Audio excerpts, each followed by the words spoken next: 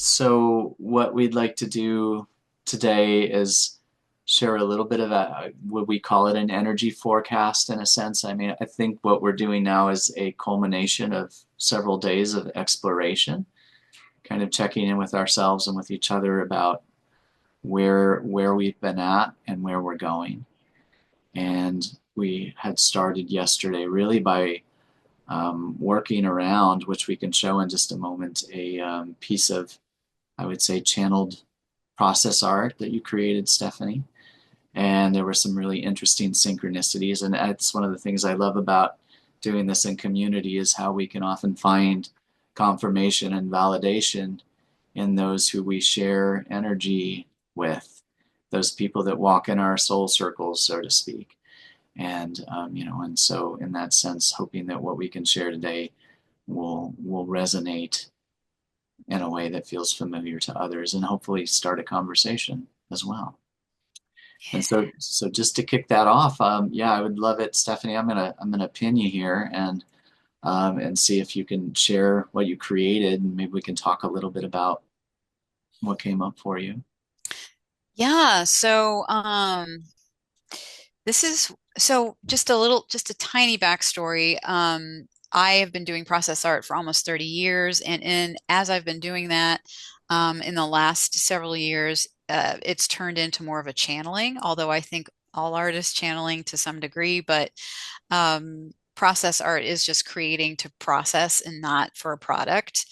And so I've really leaned into the channeling aspect of it and to allow what wants to come through. And so what came through is this.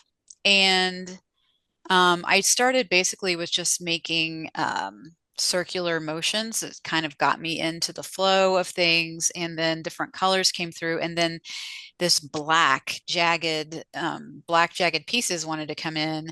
Um, and a lot of messages came through, and so I was creating, and then I was writing, I was creating, I was writing. But I asked specifically on this piece what they wanted to say. This is my team. um, is can you love the darkest parts of yourself and unfold them in light?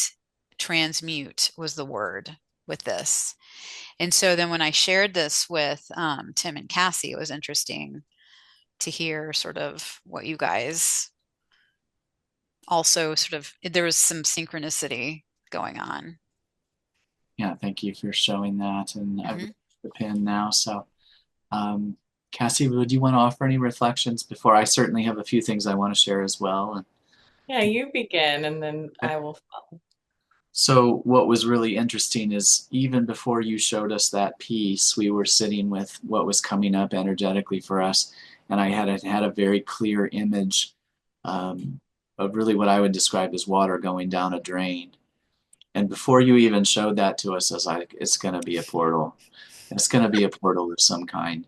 And that idea too of sometimes we talk about the spiral or like where it feels like as you're on a journey, it's like I keep ending up at the same place again, over and over again. Why is that? I keep hitting the same walls.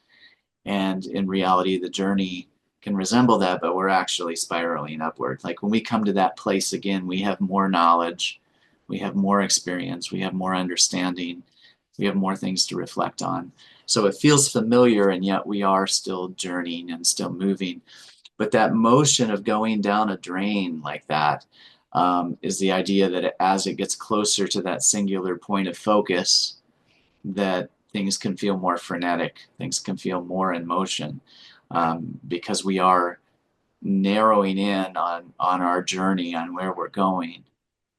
And in the midst of that, at least for me, one of the side effects I feel is that idea of not having more trouble remaining grounded because things feel like they're moving and changing so fast. And that has been the energy of last month for me. That idea that it has been very hard to stay grounded because we get an idea of what we want to do and how we want to do it. And the next day or the next week, usually sometimes just the next day, everything has changed. And how do you stay focused and centered in the midst of that? Like I have an idea, I think this is going to work, and the next day it's all out the window. And So I'm reminded by that image that I had and the one that you shared, just of that idea that this is moving us toward a singular focus state.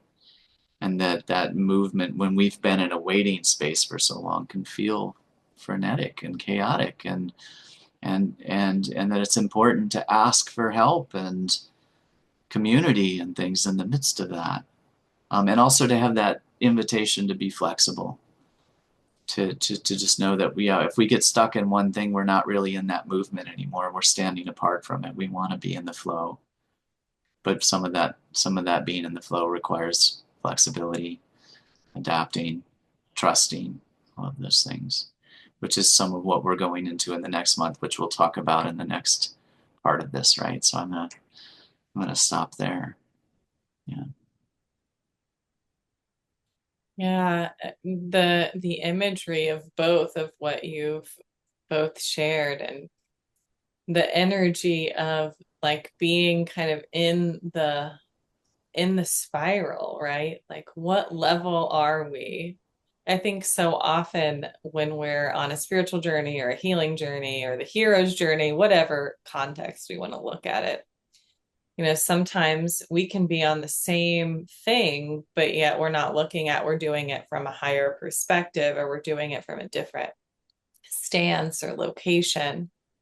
And I think so often, if we look back at last month and where we're going next month, as we've been feeling into it energetically, there is this sense of like things are, coming more into something.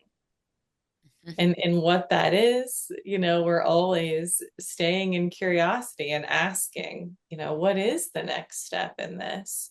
And it is very frustrating that, one day you think you'll have something figured out and the next day it's completely different. It's very discombobulating, which means, that for our nervous system and our body, it gives a whole new level of, okay, what do I need today? What do I need to ground with? What does that look like?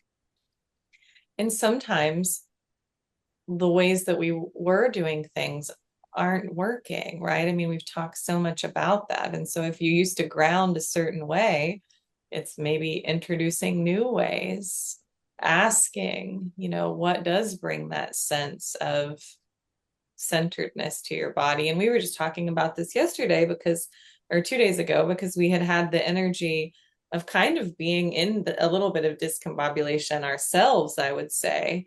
And then when we come together in community, we start to lift together. It's like things get more clear, where our frequencies start shifting because our hearts start opening. We start grounding because we feel safe with each other. I mean, so many of those things that, gosh, I mean, talk about there's no material, there's no, thing that can take that place, right?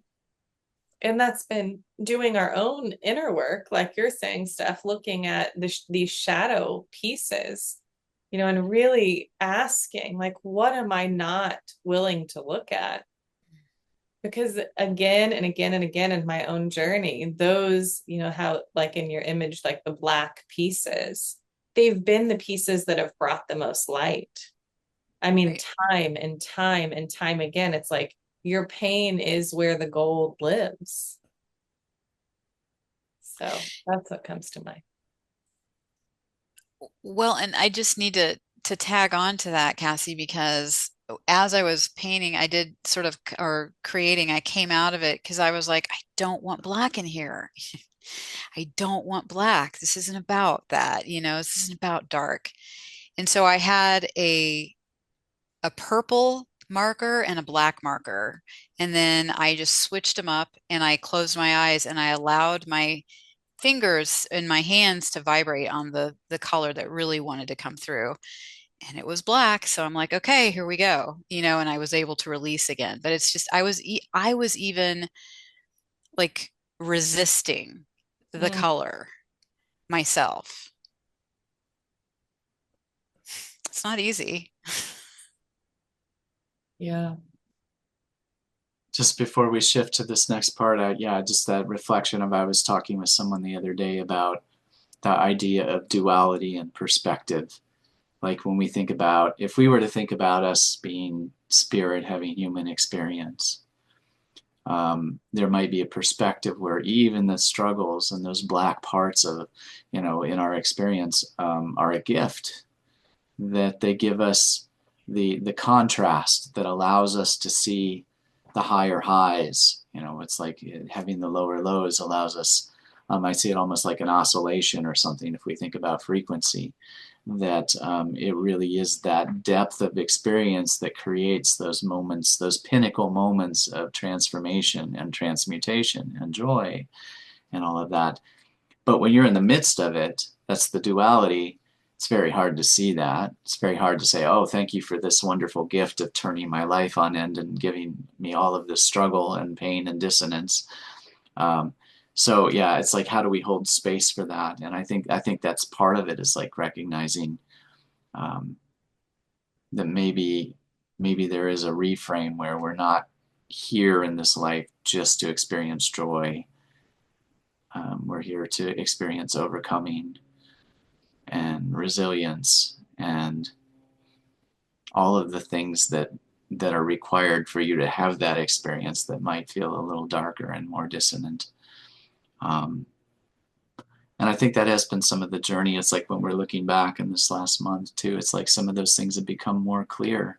Even if we look out into the world, the things that people are struggling with, there's been this feeling of like disruption and chaos and all of those things. And that's might be setting the stage for us to gain that perspective that does lead us into that positive motion again. So, and maybe even at a greater frequency. So,